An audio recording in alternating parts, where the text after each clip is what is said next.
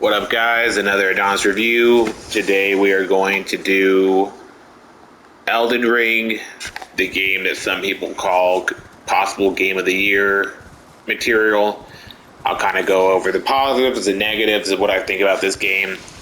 Now, first off, to explain this game, if you're a person that knows nothing about anything, this game is from developers that are well known for making games.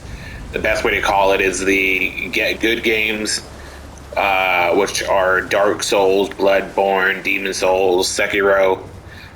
Basically, games that you have to be extremely good at because they're fucking merciless. They don't have save points every 3 seconds. You can get one-shotted at any point in the game, whether you're in the beginning or the end. It's just extremely difficult, hair-pulling out games. So I will admit myself, I'm a person who has never been one. The only one I've ever really tried is Bloodborne. A long time ago when it first came out, and I'll tell you this is when I had no free time. So I fucking, in the first hour, kept getting fucking wrecked.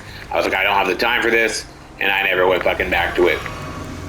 So that was my journey for it. Now I have the time, so I thought I would enjoy it. And what better way to start with this game that people say, should qualify for Game of the Year? And I'll say that, I don't necessarily disagree with it, but there are some faults that I will point out as well. First off, we'll go over kind of the story, what you should expect, and that is, there's not really much to say. This game kind of plops you in. You are a man thing called the Tarnished, which is like a type of people, and you land in this area called the Land Between, and you get basically these weird cryptic people that give you slight information about where you're at and what's happening. It's very confusing.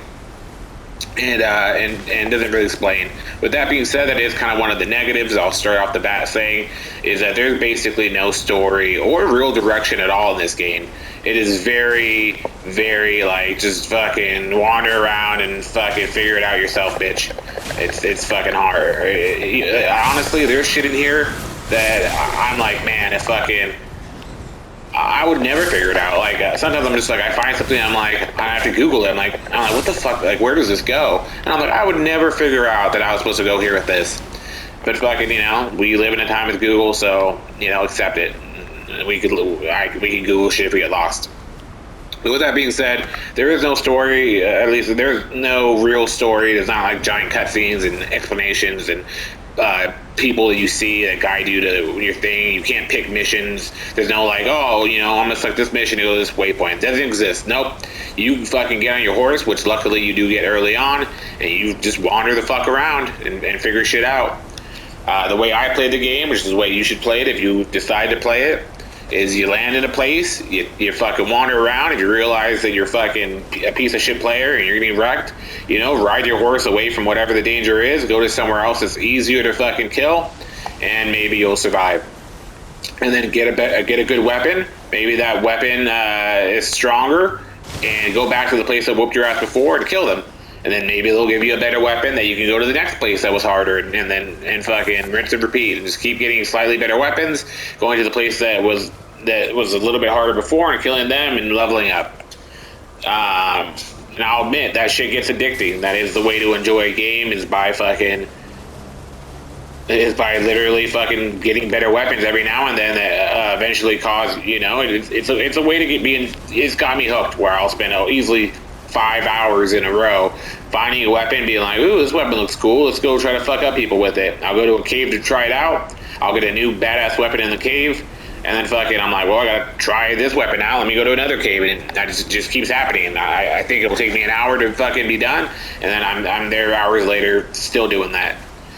Which is why I think this game is so great. This game is giant, is huge. I probably spent easily 70 hours on this game, and I've barely locked half the map. It's a giant game with a lot to do. Every corner has something that there's some unique boss you'll have to fight that will give you some unique weapon. The weapons in this game are fucking super unique. This weapon I have right here, I think is my lightning sword. No, this is my Moon Veil sword.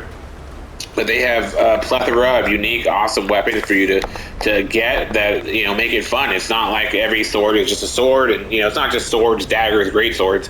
Some swords have special properties. This sword is a lightning sword, and not much to say other than the fact that it fucking makes lightning. Now that also brings up the second thing, which is a kind of a clusterfuck. That there is a skill tree, a bunch of different skills that you have to level up, and half the shit you can't use unless you level it up. You can't just decide to be great at magic and also be great with swords. You kind of have to commit to one or the other. You can kind of do both, but eventually you'll be high level shit that you can't use unless you kind of focus on what you're doing, which kind of sucks. But it's a way to play. The graphics are quite decent. They're not the best graphics in the world. There's kind of like a filmy grain to it, which I personally don't like, but I still think it looks like a great game. It's definitely well done and beautiful. I think this game overall is fantastic. It's a game of the year. I think if they had a story, and again, this is probably just how these type of games are, where there's not really a story. Not saying there's not a story, but there's not like a typical way they deliver stories to people, like God of War. But if they did deliver it like that, I think this game could definitely be a runner-up. But you can't surpass like God of War Ragnarok with this fantastic story that it gives you. With also great, leveling up. Not as obviously diverse as this, but I digress. This game is great. I think it's definitely worth playing. But to get it, you have to probably expect to spend at least $40. The lowest I've ever seen it was on Black Friday for $35, which was fucking a shock to me. Right now, it is on sale in the PlayStation Store for $40, so I think that's a fantastic deal, and I honestly never saw it for $40 for the whole year. So if you are thinking about getting it and you didn't get it on Black Friday, because obviously that's past, I recommend buying it now for $40, because maybe you'll find it for $30 sometime in the next 5 months, but you probably won't see it for like 5 months. So, and then $30 is probably the lowest it's going to go. I've never seen most games. I'm pretty shocked this game has held its price for so long, which means it's probably going to keep holding it. So you probably just got to bite the bullet and buy it, and I'd probably buy it now. So that is my review. That kind of covers everything. It is a good game. Like I said, good graphics, keeps you playing. Not that much story. And also the biggest negative. I think this is one of the most easily playable games out of all of them. This one, I think even if you're like scared of getting wrecked, you don't think you get good material. This one is I would say the most accessible to everybody, because you can get on your horse and run the fuck away to a safer area. But it does still have that one negative, where you can spend easily hours fucking leveling up. Because every time you level up, it costs more points to level up. So eventually you'll get to a point where fucking you need a shit-ass ton of points to get to a higher level. And you can't easily get fucking one-shotted. Not only by the bosses, but by literally almost everybody. They can one-shot you sometimes. So literally, you can get hit fucking and lose 2 hours of earning fucking points in 1 second. And I'm telling you, that's some shit that'll make you fucking unplug everything in your house, shut off all your power to fucking pray to God that maybe it won't save and you don't lose it all.